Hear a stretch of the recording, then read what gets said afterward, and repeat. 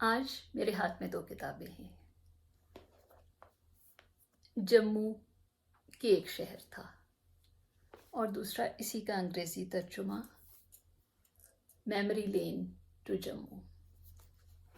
اس کی خاص بات یہ ہے کہ اس کتاب کو میرے سسر جناب رحمت اللہ راج صاحب نے خالد حسن صاحب کے ساتھ مل کر ترتیب دیا تھا۔ ویلکم ٹو مائی لاؤنج، میرا نام ہما ہے۔ میرے سسر نے 1948 میں اپنی فیملی کے ساتھ جموں سے پاکستان ہجرت کی اور سیالکوٹ میں آ کر مقیم ہوئے۔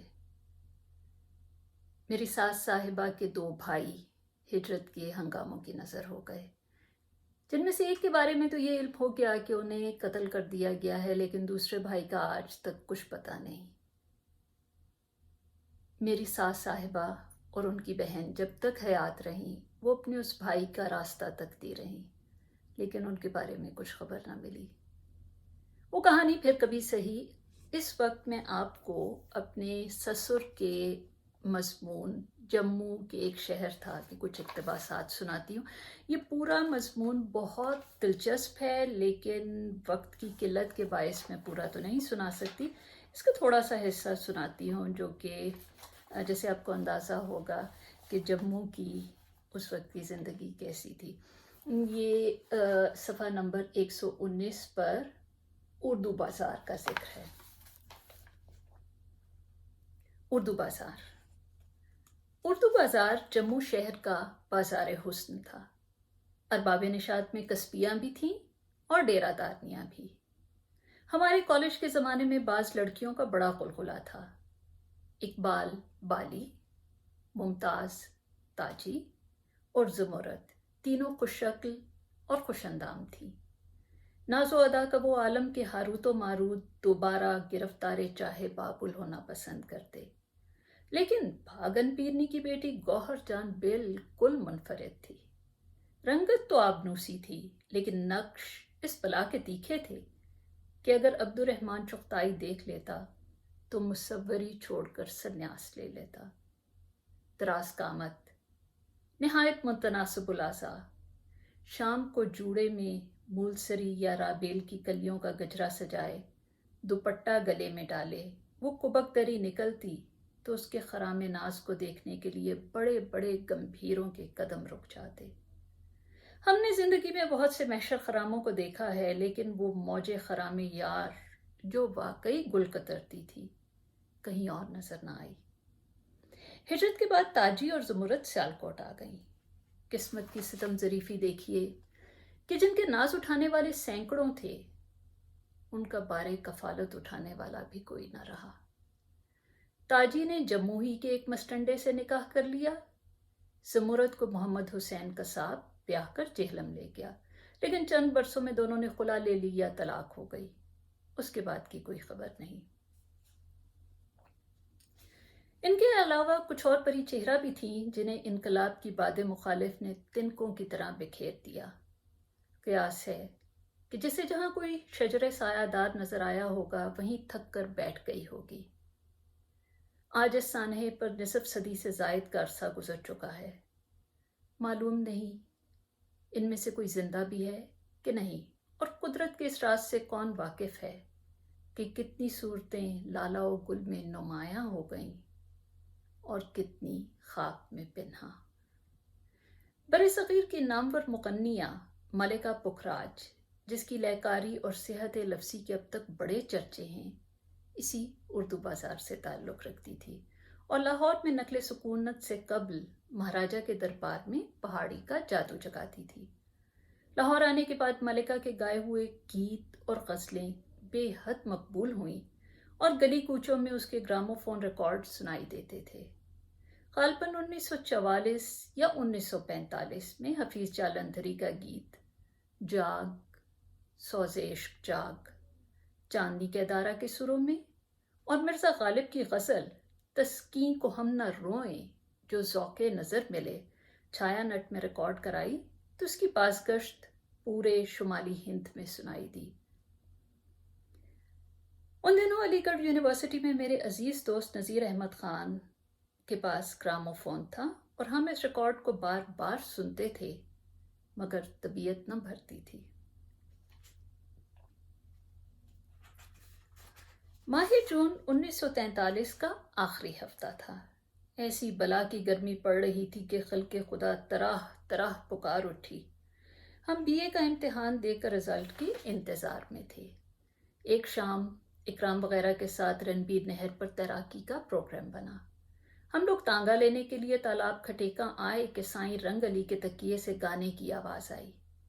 آواز بہت سریلی تھی کہ ہم کشاں کشاں تکیے کی جانب چل دیے۔ سائیں رنگ علی نے دیکھا تو ایک ملنگ کو اشارہ کیا جس نے ایک چارپائی بچھا کر اوپر ملتانی کھیس ڈال دیا اور ہم بیٹھ گئے۔ ملکہ پکھراج کی ماموزاد بہن زبیدہ منقبت گا رہی تھی۔ اٹھتی جوانی، برس 15 یا 16 کا سن، کشیدہ کامت، چھریرا بدن، چمپئی رنگت، گھنیرے گیسو تاب کمر، گلے میں سرسوتی کا پاس، آنکھوں میں ہنوز حیا کی لو، ادائیگی ایسی کہ ملکہ موسیقی روشن آرا بیگم سن لیتی تو منہ چوم لیتی۔ یہ زبیدہ کی پہلی چوکی تھی۔ ایک مقام پر میں نے داد دی جو یقیناً تحسین ناشناس نہ تھی، تو زبیدہ نے اس انداز سے دیکھا کہ میری نگاہ نے جھک جھک کے کر دیے سجدے جہاں جہاں سے تقاضائے حسن یار ہوا۔ گانا ختم ہوا تو میں نے لحن اور فن کی تحسین کی۔ کہنے لگی، مجھے استاد جی نے کچھ چیزیں یاد کرائی ہیں، غریب خانے پر آئیے تو پیش کروں۔ اس کے بعد 2 مرتبہ اس کے کوٹھے پر جانے کا اتفاق ہوا۔ دوسری مجلس میں اس نے ایک دادرا جس کے بول کچھ یوں تھے، جلمی سانوریا نہ جانے صدریا، بنارسی انگ میں ایسا لہک لہک کر گایا کہ جی پھڑک گیا۔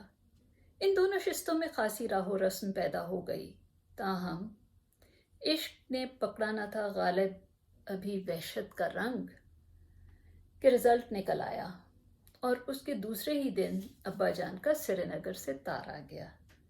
Prepare to proceed علی گڑھ. Await my phone call. ابا جان کی ہدایات کے مطابق 9 جولائی کو صبح کی ٹرین سے عازم علی گڑھ ہوا۔ میرے ہم سفر ملک آفتاب، عثمان غنی، محمد شفیع، خورشید حسن میر اور حسن خسرو تھے۔ اس سے قبل جموں سے اتنا بڑا گروپ یونیورسٹی نہ آیا تھا۔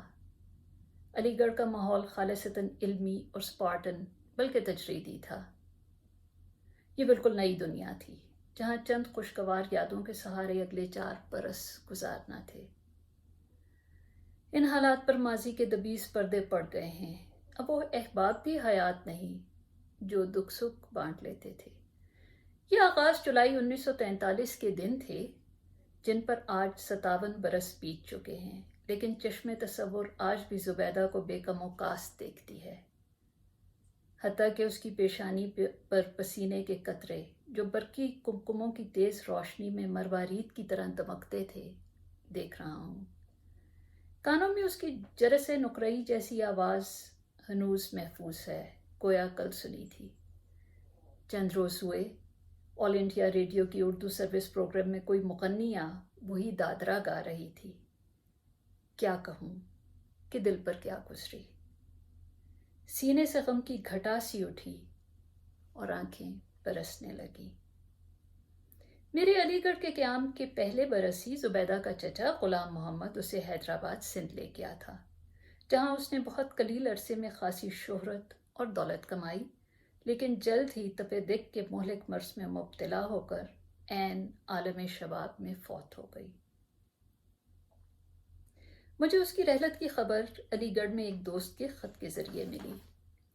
پاکستان آنے کے بعد جب مجھے حیدرآباد جانے کا اتفاق ہوا تو خیال آیا کہ زبیدہ کی لحد پر فاتحہ کہہ لوں، لیکن وہاں کون تھا جو گورے غریباں کا پتہ دیتا۔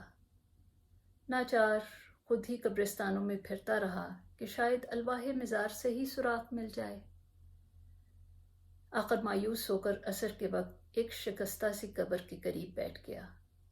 دل نے کہا کہ اے نادان، تو ایک مہوش کا نشان تربت تلاش کر رہا ہے، تجھے کیا خبر کہ اور کتنے ماہ پارے اس پردہ خاک میں پنہاں ہیں اور اے بے بس انسان، تجھے تو یہ مقدور بھی نہیں کہ خاک لئیم سے پوچھے کہ تو نے وہ گنجھائے کرام آیا کیا کیے۔ تو آج کے لیے اتنا ہی، پھر کبھی کسی اور روز اسی کتاب کے کسی اور اقتباس کے ساتھ، یا کسی اور کتاب کے کسی اقتباس کے ساتھ، یا کسی اور موضوع پر آپ سے دوبارہ ملاقات ہوگی۔